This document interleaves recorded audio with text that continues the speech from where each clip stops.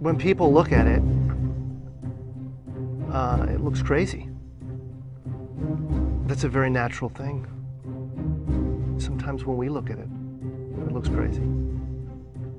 It is the result of reasoned engineering thought, but it still looks crazy. From the top of the atmosphere down to the surface, it takes us 7 minutes. It takes 14 minutes or so for the signal from the spacecraft to make it to Earth. That's how far Mars is away from us. So when we first get word that we've touched the top of the atmosphere, the vehicle has been alive or dead on the surface for at least 7 minutes.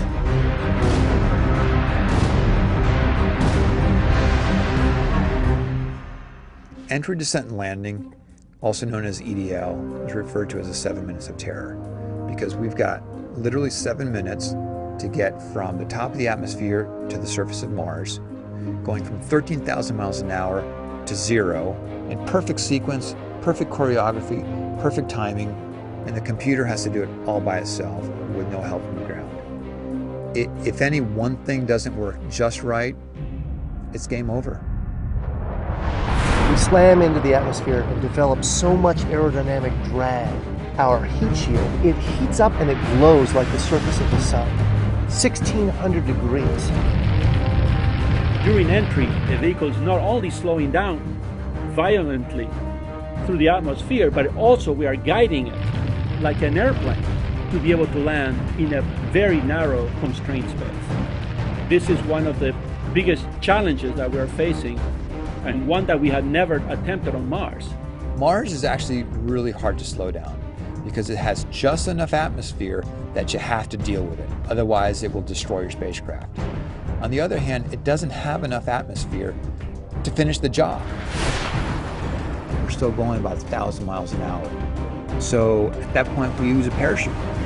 The parachute is the largest and strongest supersonic parachute that we've ever built to date. It has to be able to withstand 65,000 pounds of force, even though the parachute itself only weighs about 100 pounds. When it opens up that fast, it's a neck-snapping 9 Gs. At that point, we have to get that heat shield off. It's like a big lens cap blocking our view of the ground to the radar. The radar has to take just the right altitude and velocity measurements at just the right time, or the rest of the landing sequence won't work. This big, huge parachute that we've got, it'll only slow us down to about 200 miles an hour. And that's not slow enough to land. So we have no choice, but we've got to cut it off and then come down in rockets.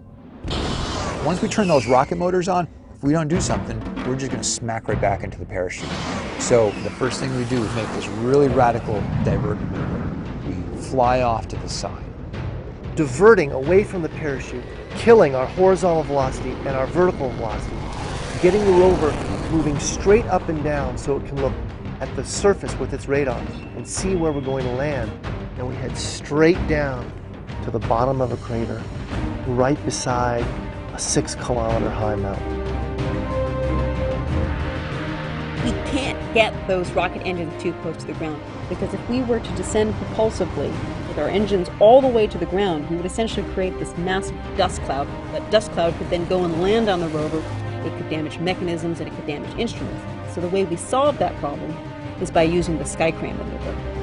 20 meters above the surface, we have to lower the rover below us on a tether that's 21 feet long, and then gently deposit it on its wheels on the surface.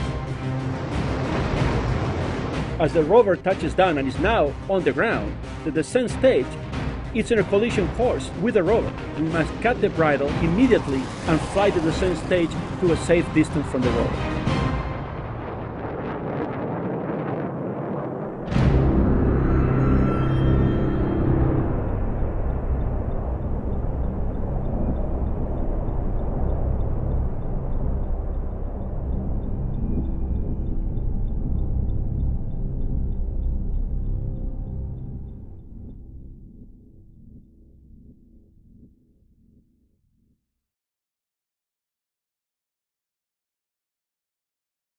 you.